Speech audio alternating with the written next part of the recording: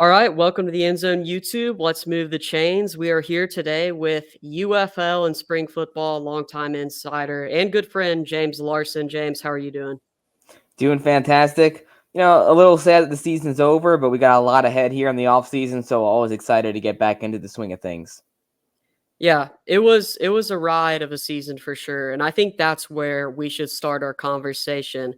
So I'll go ahead and ask, what are your opinions and what are your views on UFL season 1? I thought UFL season 1 was pretty successful across the board. Looking at the talent on the field, it was some of the best that we've ever seen in spring football to date. I thought merging the two leagues, like we all expected, having 16 teams down to 8, we would see that talent go up because we only had 8 teams. And the players that were brought in throughout this season as well. You look at a guy like Adrian Martinez in Birmingham, some of these free agents that ended up joining the league just elevated it to a whole new level. I thought across the board, yes, we had some teams that struggled to be competitive at times, but it did feel like on any given day, anybody could beat anybody. And I thought that's what we got the end result here at the end of the season. Yeah, so I think one of the main things that you said was just condensing the league to 8 teams was a primary factor. And I think you could put this league up against obviously the first two USFLs in the modern era. Of course, we're not talking about the 80s because there are going to be people out there in the comment section who say, what about the 80s when Herschel Walker and Doug Flutie and former NFL Hall of Fame? I'm going to leave off a bunch of names, but that was an elite league, right? This was a new, fresh start, I think, for spring football, especially, coming off of what was the fever dream and almost feels like it didn't even happen. But XFL 2020, of course, being like, for me, XFL 2020 was everything. It was like, wow, this league has the pageantry, it's got the players, it's got the excitement of the fans and everything. Then it just shuts down because of a world virus that shut down pretty much every single sport.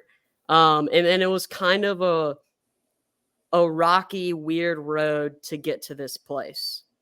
While we haven't reached XFL 2020 standards, I think that year one was a good step in the right direction. Yeah, I would agree. And where I would go with that is I think you're absolutely right where we haven't reached XFL 2020 standards in most things. Personally, I thought the talent on the field resembled what we saw in 2020. I think you have guys like Adrian Martinez, guys like AJ McCarron with the Battlehawks, and the amount of talent that we had was similar to the guys like PJ Walker that we saw in 2020. But to your point, the biggest difference is, the fan attendance in certain markets. There was a little bit less hype around the league. Plus, at the same time, you don't have the Vince McMahon funding or just all the buzz that surrounds Vince McMahon, especially the way he built it up in 2020. I don't think we haven't really reached those heights yet. But the good news is that we're building towards them. And I think the league's doing a better job of hopefully establishing themselves in years 1, 2, and 3 so we can go back to that height and have it not just be a peak, but have it stay consistent and plateau. And we also saw a rise in viewership on television. A lot of that can be attributed to it being on more mainstream channels that are on cable. We saw that increase definitely helped the league as a whole, but it was also just good to know that, okay, people do want to watch spring football and that we weren't just crazy, right? We saw the increase ever since XFL 2020. This was the best we've had so far. And it was far better than the Alliance of American Football, which was kind of the start of this spring football frenzy. So I think this is a good segue into talk about we enjoyed League One or year one of the United Football League. Now heading into year two, what can the UFL do to address some of these shortcomings?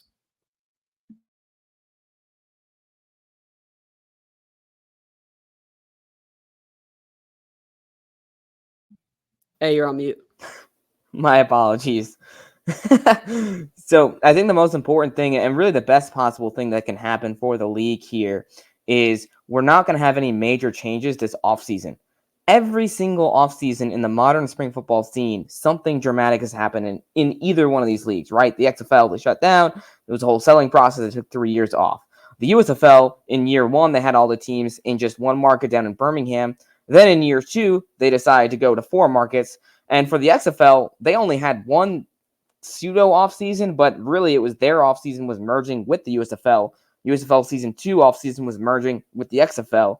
So we haven't really had a stable offseason where things have remained the same and changes haven't occurred. So I think what will be most important for the league now is having the ability to be like, okay, we're staying in these 8 markets. We are not expanding. We're not merging with some other league. We're not doing something crazy. We're coming back, and it's going to be pretty much the exact same thing that we saw in season 1 of the UFL.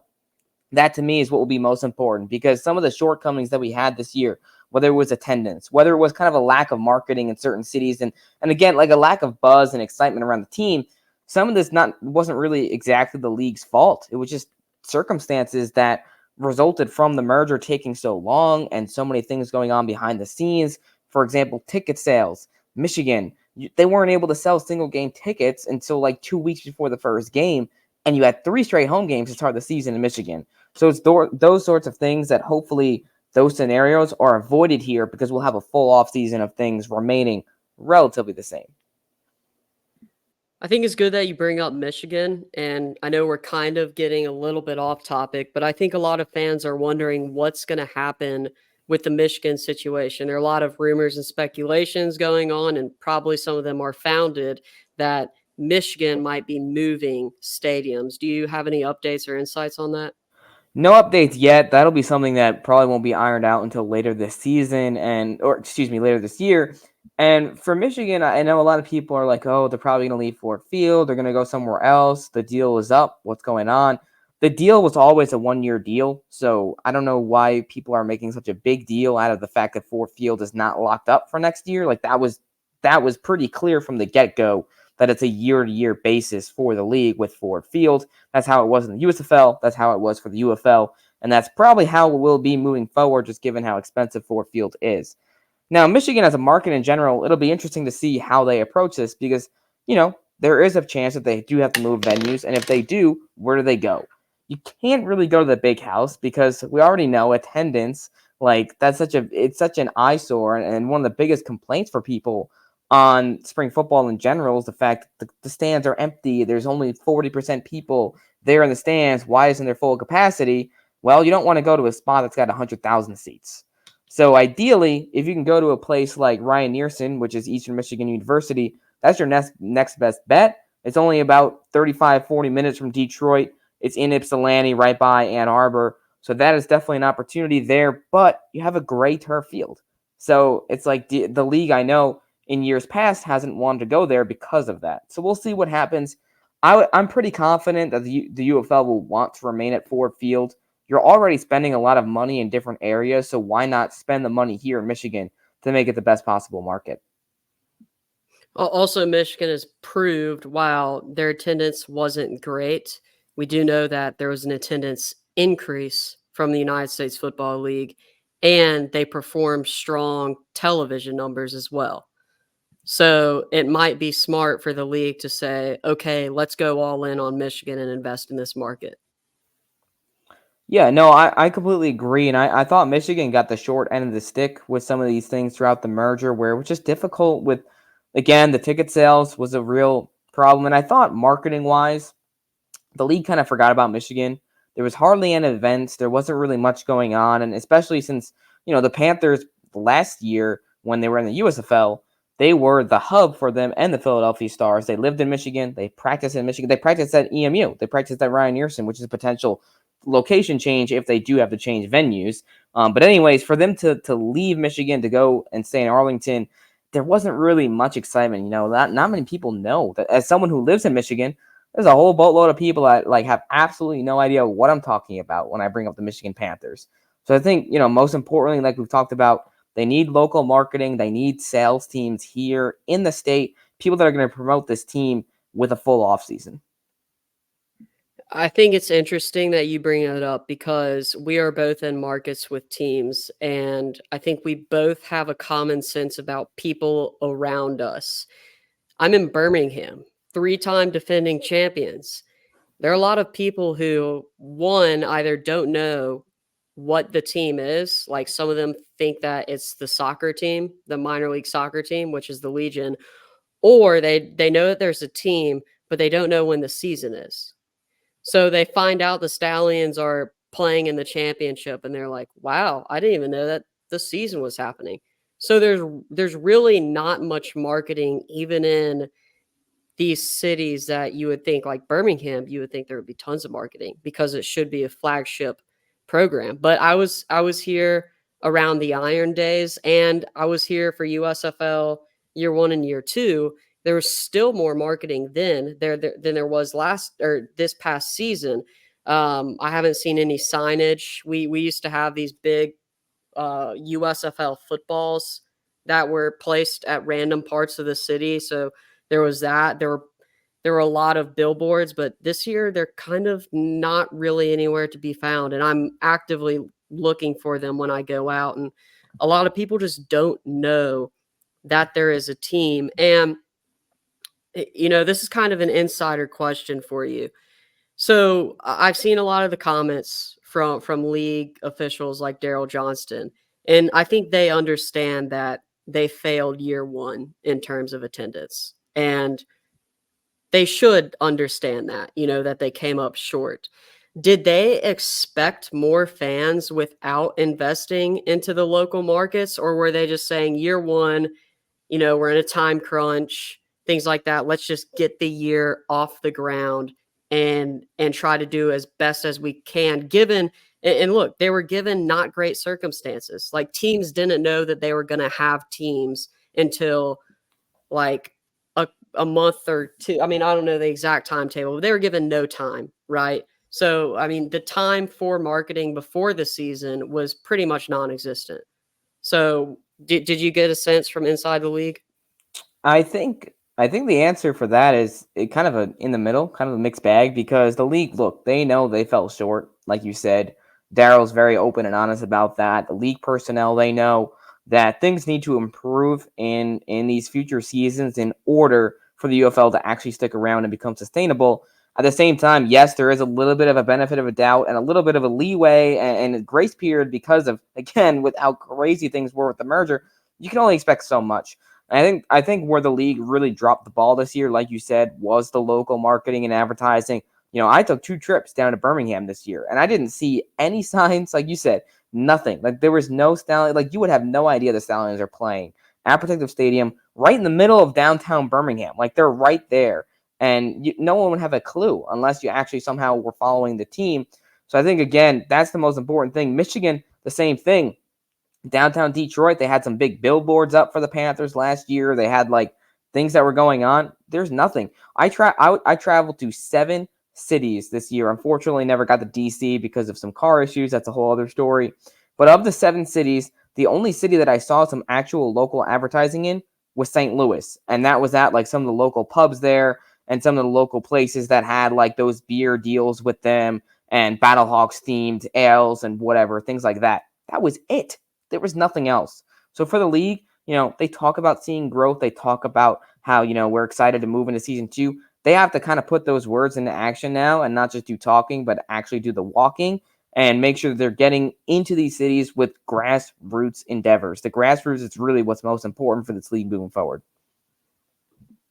I think your last point was extremely well said. The grassroots endeavors and whether or not we're going to see that, because I think we've heard about it, but you've been in 7 cities and I'm living in Birmingham, you're in Michigan, and we just really haven't seen that, which is just a little worrisome that they would expect more fans, but not get that. That's a whole nother topic on marketing, things of that nature, not having full-time sales reps as well, which is something I think that they should have.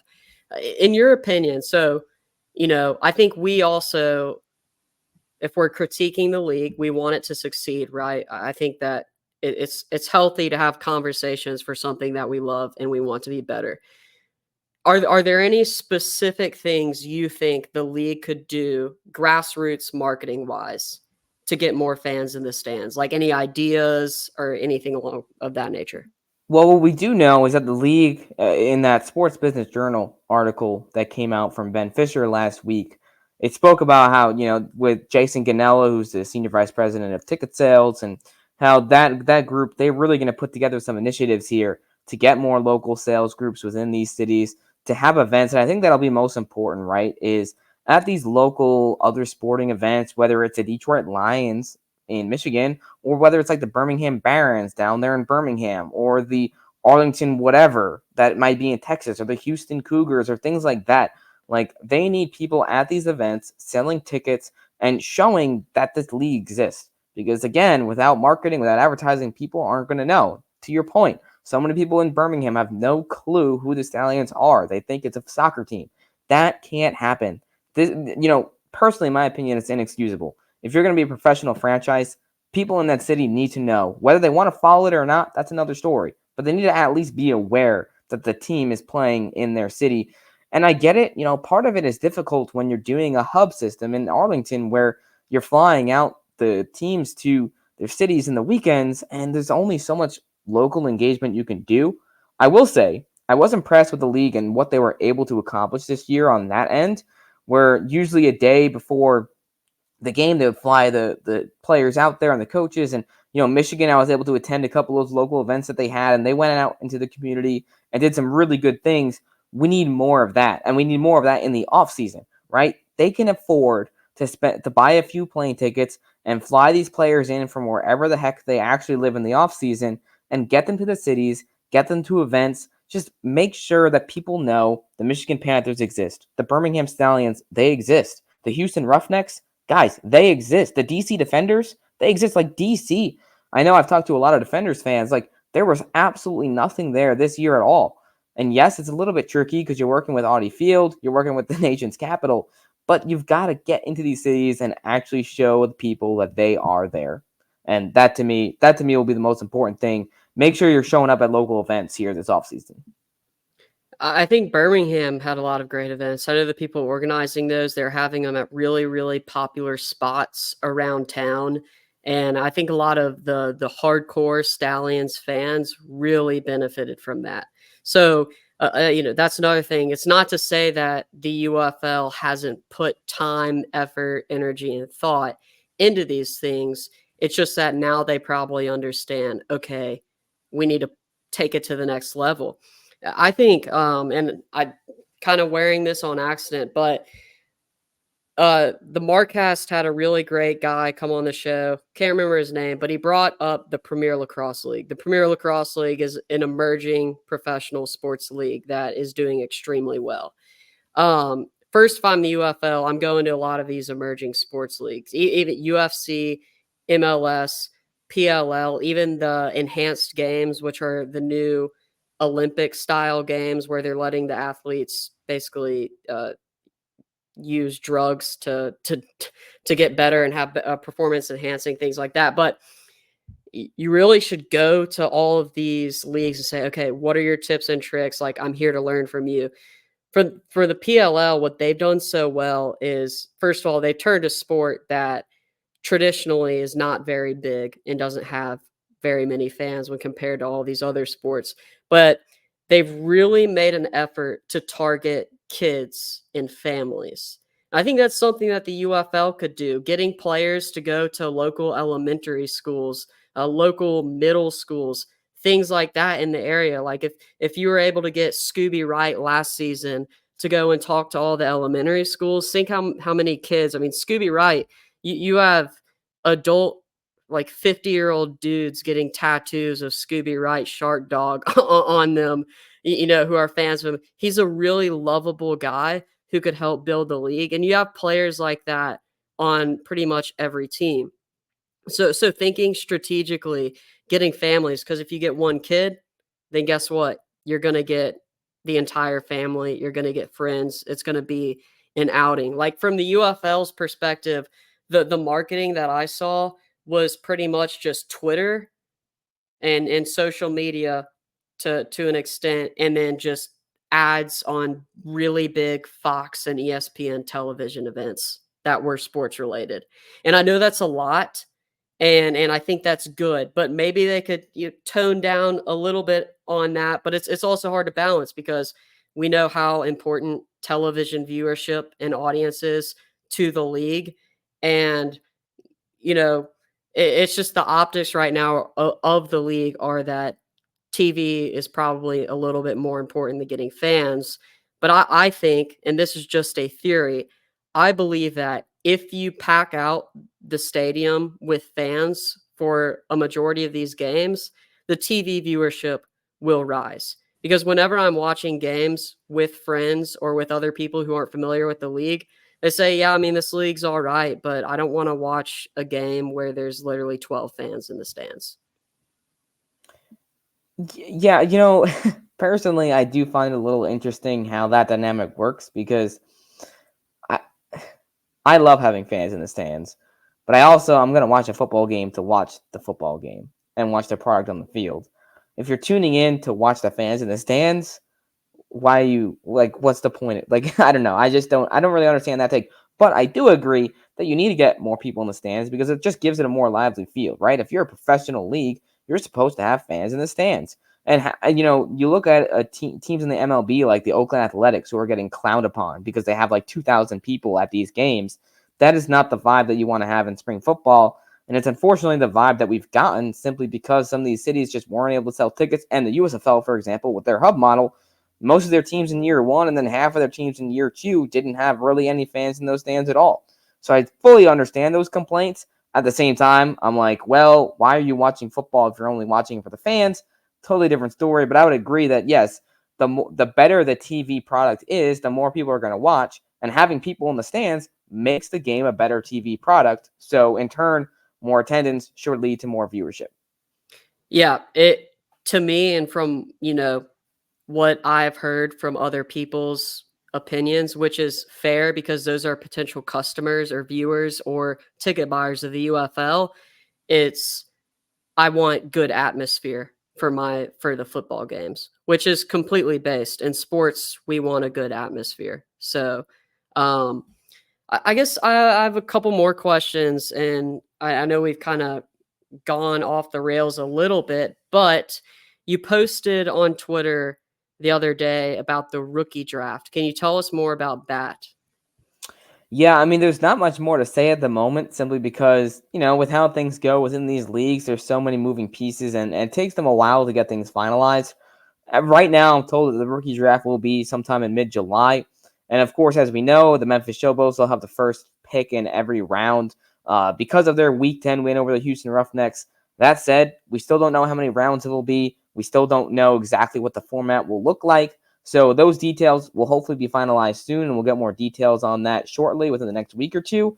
But all those things are still being fleshed out because, the league, for one, is trying to figure out exactly which coaches are going to be returning, which people are coming back, because as Mike Mitchell reported, those coaches' contracts end on June 30th, which means that these coaches will be kind of part-time employees, and if they do show up to events throughout the offseason, they'll have an appearance fee, and they'll also get their travels covered if they're going to show up to a showcase, such as Anthony Beck going to the St. Louis showcase. But outside of that, they're not really getting paid. So it's going to be kind of interesting to watch this offseason and see how dedicated these coaches are to maintaining their franchises, even when they're not technically being paid on the payroll. So, do you know about the general managers' situations? Are they seen as the same as coaches, or are they full time? I am not 100% sure on that. I believe that the head coaches and GMs would be on the same level, simply because in the hierarchy in spring football is a little interesting, where the head coaches are actually above the GMs, and the head coaches get to choose when the GMs come and go. I mean, we've seen head coaches make those moves before. We saw Curtis Johnson let go of Bob Morris with the Houston Gamblers, brought in Lionel Vital. So those are the sorts of moves that head coaches can make, and I'd assume that if that's in place with that structure, they would probably be on the same level. It is a unique structure because it's very different from a lot of especially successful NFL franchises, but also you don't really have ownership. So that's, a whole nother level that's not there. The reason I was asking is because say you're Skip Holtz, right? And you've got Zach Potter as your general manager. If I'm Skip Holtz, I'm like, I don't really need to go to this showcase. Zach, you go, you know? Because obviously Zach Potter has just his track record is pretty undeniably good. I think it's fair to say, I'm not putting any other GMs in the league down by saying this, but he's the best GM in spring football, I believe. I mean, he's He's got 3 certainly the most championships well to known. show for it, so Yeah, it's hard to debate that. I mean, the good thing for this league is they do have a lot of GMs that know what they're doing, and I think that's what I find most fascinating about spring football is the people that have had success in the NFL or at the collegiate level are not always going to have success in spring football because it's such a different animal. It's a different beast. You're working with guys that are no longer in college but aren't in the NFL, and it like the talent and the players that you look for in spring football are just going to be a little bit different than what you look for really at any other level of football. So to your point, Zach Potter, he's mastered the art of spring football, and it's why Birmingham's so successful. yeah. I guess one more question before we go, or topic, and it's been talked about a little bit about franchises one day, particular, like, the bigger franchises of the league, maybe the St. Louis Battlehawks, being sold off to ownership. So, what are your opinions on that? And do you think that there's a timetable the league has for that specifically and how that could work potentially? Yeah, so I mean the biggest issue for the league, in my opinion, with that is with the different ownership in place, where you have the XFL with their vision and the USFL with their vision come together. XFL ownership and USFL ownership, they don't always see eye to eye on everything. And again, it makes sense because both of them have different visions for their own leagues. So now you're together, it's a matter of trying to figure out what's actually best for the UFL moving forward. And I think neither really, like, both sides are trying to work together to figure out what that vision is supposed to be right now. So there's nothing really clear or certain in place. What we do know, which I know this came, I believe, from SBJ's report as well, also maybe Front Office Sports, how they want to sell off these franchises kind of to like an MLS style ownership where the UFL would still be the primary owner, but they would have minority owners for those teams. So we'll see how that actually plays out and when it does. I mean, the league I know for a fact has some potential owners lined up for certain teams, but you don't really want to move into that too quickly, especially with how unstable spring football can be. So that's a conversation I don't see necessarily happening until after season 2, maybe not even after season 3. Yeah, it is unfortunate because spring football, I think pretty much everybody who's followed spring football understands that it's extremely expensive and it's a costly endeavor. Having owners would alleviate that by a lot. And I think part of the problem is this year, it's good that they got the season off the ground, but if you're in Birmingham, pretty much if you're everywhere outside of, I'd say, St. Louis and DC, I'd be like, do I really want to invest in one of these teams with the local turnout and things of that nature? Like, is it really worth it? Because if you're an owner, what are you looking for? It's not only just being an owner, you're looking for a return. And it's just, does the league in the future, I mean, these are things they're going to have to think about. Are we going to try and sell all the teams in one season? Are we going to do it one by one? Like, is it going to be the UFL and just St. Louis is owned by somebody from St. Louis, or is it like two teams at a time? I think that's all questions that and probably answers that the league doesn't have quite yet. I don't know. Do you have any opinions on that? Yeah, I think it'll be really important for the league to make sure that when they do go to ownership, they'll find the right owners, like you said. And I think what's most important is not only do they need to show and prove to the outside world that they are sustainable, but at the same time, they have to prove these owners that they can get a return on their investments and that the league is doing good financially. Because if the UFL is losing tens and tens and tens and tens of millions of dollars every single year, who's going to want to invest into that? I mean, it's just straight up like you can't At some point, as deep as these pockets might be for Fox and for Redbird and whoever else is involved, at some point that money's going to run out. And at some point, spring football isn't going to be sustainable if you don't make the right changes and take the next steps forward now. So I think, to your point, an owner that's looking at this, they need to see more green than red on these charts and on these papers. And that's something that the league is really going to have to address this offseason and make sure that we are seeing more green next season. Yeah, and I think what makes it difficult is, and this is just a theory, feel free to push back on it. It's a theory for a reason. It's definitely not proven, but I believe that the two most attractive teams in terms of buying or just from the UFL's point of view are St. Louis, and this is in terms of like fans coming to games, things of that nature, like viability. Obviously, Birmingham is in like the top three, but in terms of getting fans out of the stands and things of that nature, obviously St. Louis is number one. And then DC, a lot of people have gotten on me because I haven't given DC enough credit. Well, DC fans, I'm giving you the credit now.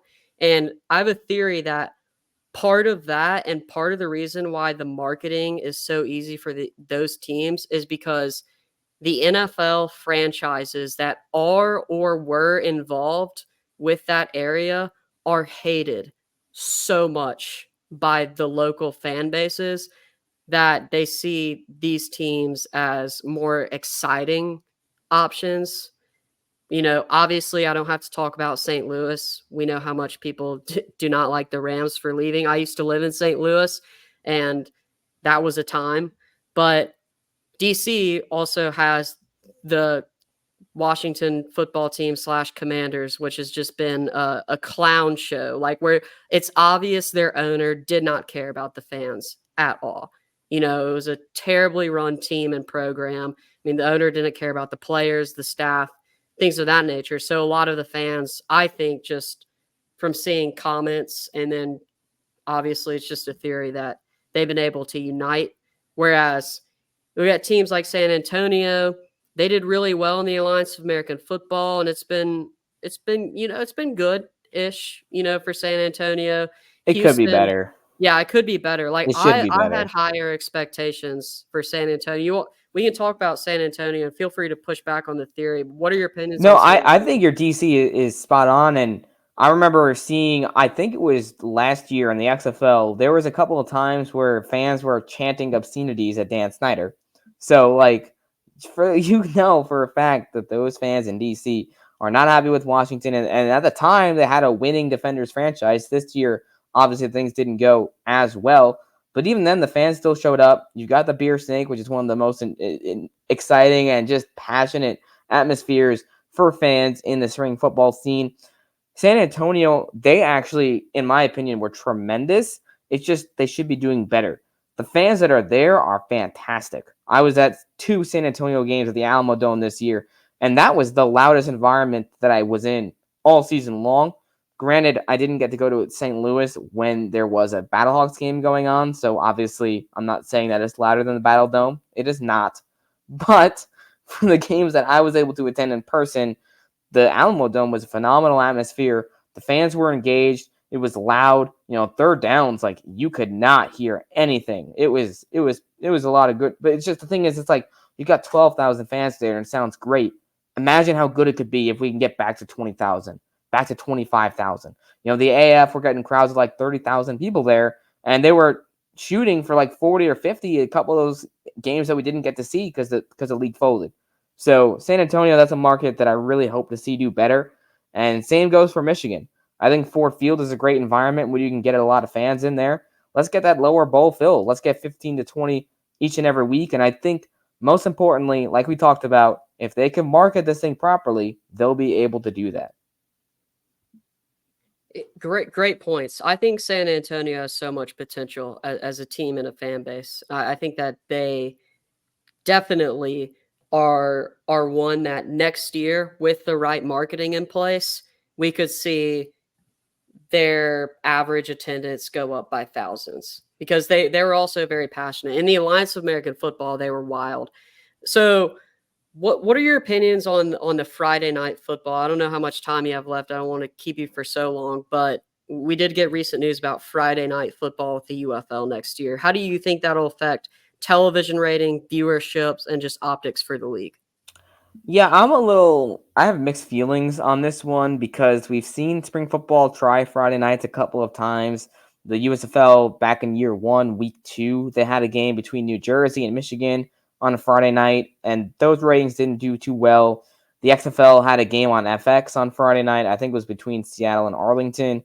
That didn't do too well either, but you're dealing with a lot of competition, and now Fox is going to be putting the UFL in a primetime Fox spot that was usually featuring WWE.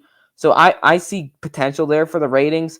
I don't see them being better than what we had this year, generally speaking, for Fox, but I think they should do enough to suffice. And again, Fox is looking for something to put on Friday nights. So why not use your own product and put it there? I think even if the ratings aren't fantastic, they might be around several 100,000 a game. I think that would be kind of a reasonable benchmark to look for on Friday nights in the spring. I think if they can reach that threshold, they'll be looking pretty good. I'm very curious to see how they structure it. So, obviously, to have a Friday night game, you're going to have to move a game from Saturday and Sunday. And when that news first came out, my reaction was, okay, are you going to move some 11 a.m. games to that Friday night? Because if that's the case, then I think you could see a bump in viewership and especially in attendance for teams like, and this is just my opinion, right? I'd have to see it to believe it. And maybe Fox has more data. Obviously, they do than I do. But for teams like Memphis, Birmingham, you could even go DC, Houston, No where it doubt. is just so hot. And if you have a 1 o'clock or 11 a.m. game kickoff, and I'm speaking Central Time, a lot of fans don't want to go to that because it's I went to my fair share. It's absolutely brutal. Like you are sweating bullets. Like you're absolutely drenched by halftime. So I hope that they can move those time slots and not the prime time slots. And I know they're gonna have to fix that, with NASCAR. And I was kind of surprised we didn't get primetime Sunday night games. Like I thought that would have been a no-brainer for spring football. I feel like the latest we got was 4 p.m. or 5 p.m. Central Time. 4 p.m. on Father's Day seemed to do fairly well for the league for the Yeah, I champion. mean, the main primetime game that we had on Fox was the Toilet Bowl, the Yeah, Showboats and Roughnecks at the end of the season. Outside of that, we didn't get a lot. yeah. So I'm very curious, and these are questions that I don't have the answers to, but I think it would be awesome if they could move some of those 11 o'clock games out because of the heat, and also the viewership is not as good as if you had it at night. That's just facts. All right, and anything else you want to talk about before we end? We've got 38 minutes through a lot of spring football. No, I think we about covered pretty much everything. We, got an exciting offseason coming up. I think it'll be really intriguing to see, and we don't really have many details on this yet, but how the offseason structure will be for players and their contracts. What I do know is that, players' contracts, they expire on August 24th, I believe. So that'll we'll have to see how will the league approach the offseason? Will they do what the XFL did and have players sign letters of intent and then actually sign contracts before the season begins? Or are you going to do what the USFL did with Fox, where they actually signed official contracts right then and there whenever they signed once free agency opened? We'll have to wait and see. I have a feeling that they'll probably go to the letters of intent route, which will kind of allow the league to do what they did this year, where we had all those players sign letters of intent and then they signed actual contracts to start the season. For payroll reasons, this makes a lot more sense, especially for a spring football league that's only operating for a few months of the year. My guess is that's the route that they're going to take. But at the same time, it's going to be just intriguing to see how they approach, what are letters of intent going to mean this season if they do take that route. That will be interesting to see because I think the league is also they have to be very conscious about how they structure all of their contracts. We're seeing that with the coaches right now and where they're trying to save money because they're operating a business. I'm sure Redbird and Fox and ESPN and Disney and The Rock and Danny Garcia are all mulling over these questions in the off season. So, James, I'm really appreciative that you came on. I hope the viewers out there, if you have or haven't been keeping up with the off season, I know it hasn't been very long, can get a good look at what the future of the United Football League may or may not look like. Absolutely, and I really appreciate you having me on. Always a good discussion, and looking forward to chatting again sometime soon. Awesome. You have a good one, James. Everybody out there, make sure to move the chains.